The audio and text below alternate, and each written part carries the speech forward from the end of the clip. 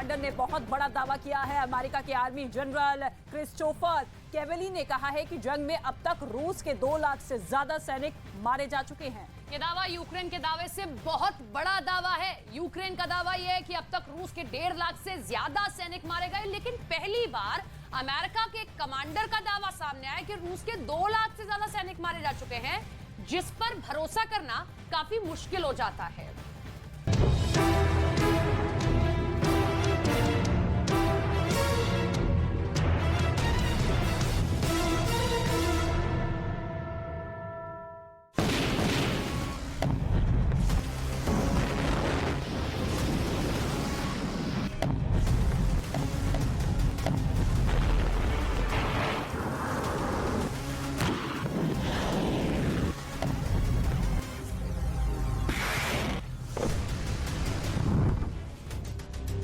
क्या ज़ेलेंस्की ने वो कर दिखाया जिसका पुतिन को डर था?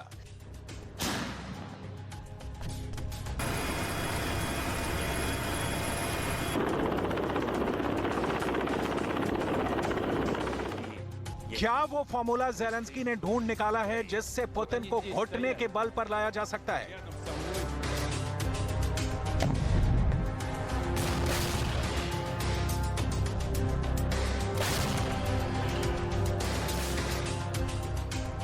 आखिर पूरी दुनिया के सोशल मीडिया पर यह ब्लू कार क्यों ट्रेंड हो रही है? और अचानक ऐसा क्या हुआ कि पुतिन का पूरा इकोसिस्टम हिल गया? पहले पुतिन ने एक चौंकाने वाला बयान जारी किया, फिर रूस के हर न्यूज चैनल पर वही खबर चलाई जाने लगी और क्रेमलिन के प्रवक्ता की तरफ से भी बयान आने लगे। दुनिया भर के अखबारों में खबर हेडलाइंस छप गई। दरअसल एक बहुत बड़े हमले की बात हो रही है और इस हमले का आरोप ज़ेलेंस्की पर लग रहा है।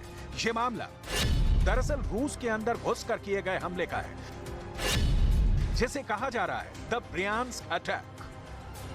रूस के अंदर हुआ ऐसा हमला जिसने पुतिन को भी चौंका दिया है। ज़ेलेंस्की से इस हमले पर पुतिन जवाब तलब करना चाहते हैं, लेकिन ज़ेलेंस्की यूक्रेन के अंदर हुए एक और हमले की बात कर रहे हैं। ज़पोरिज़िया पर हुआ हमला, जिसका बदला लेने के लिए ज़ेलेंस्की ने कसम खाई है।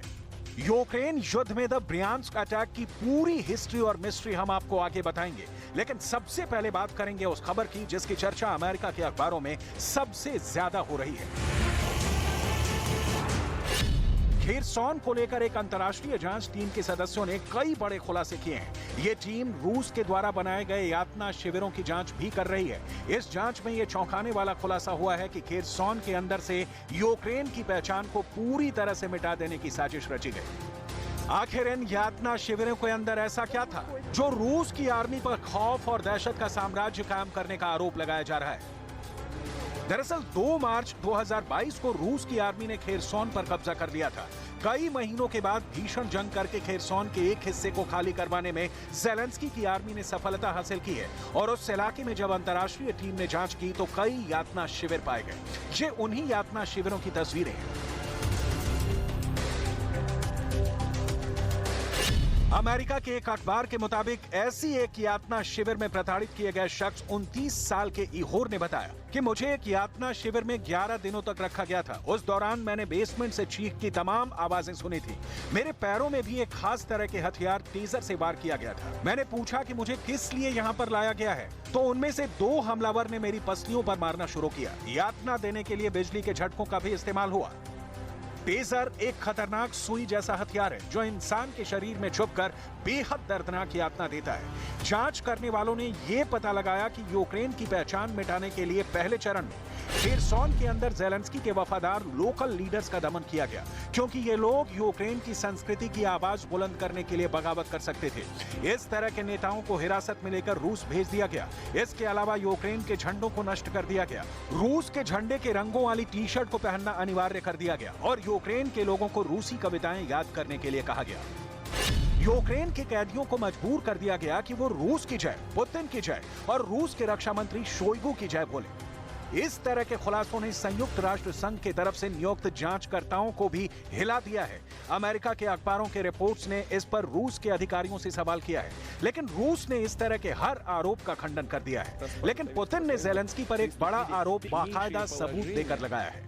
पुतिन का दावा है कि यूक्रेन के आतंकवादियों ने रूस के अंदर घुसकर एक ऐसी कार पर हमला कर दिया जिसमें 3 नागरिक सवार थे। इस हमले में 10 साल का एक बच्चा घायल हो गया और एक नागरिक की मौत हो गई। ट्विटर पर कई अंतर्राष्ट्रीय विश्लेषकों के द्वारा दावा किया जा रहा है कि यही वो नीली रंग की कार है जिस पर ताबड़तोड़ गोलियां चलाई गई हैं। इस हमले के फौरन बाद पुतिन का पूरा इकोसिस्टम रूस के अंदर एक्टिव हो गया। खुद पुतिन ने दुनिया के सामने आकर सबसे पहले विक्टिम कार्ड खेला। Сегодня совершили очередной террористический акт, очередное преступление. Проникли на приграничную территорию и открыли огонь по гражданским лицам. Видели, что это гражданская машина. Видели, что там сидят гражданские лица и дети. Нива обыкновенные. Открыли огонь по ним. इसके अलावा पुतिन के खासम खास और रूस के राष्ट्रपति भवन क्रेमलिन के प्रवक्ता की तरफ से भी ये बयान जारी किया गया। Президент Путин в Кремле.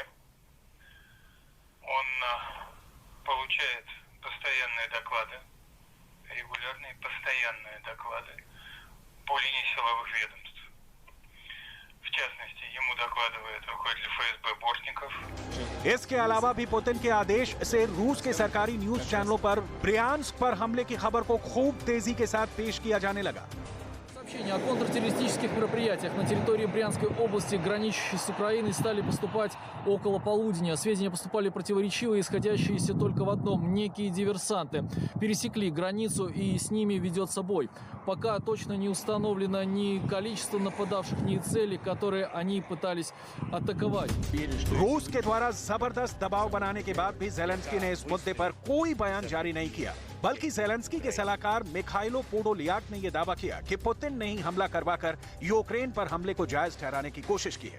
जेलेंस्की ने ब्रियांस्क अटैक के जवाब में एक दूसरा मुद्दा खड़ा किया और वो ये था कि ज़पोरिज़िया में रिहायशी इलाके के अंदर रूस की सेना ने हमले किए हैं। जो तस्वीरें सामने आई हैं उसमें साफ दिख रहा है कि ज़पोरिज़िया के अंदर इमारतें क्षतिग्रस्त हैं और बचाव कार्य जारी है और जेलेंस्की ने इसी मुद्दे को सबसे पहले उठाया।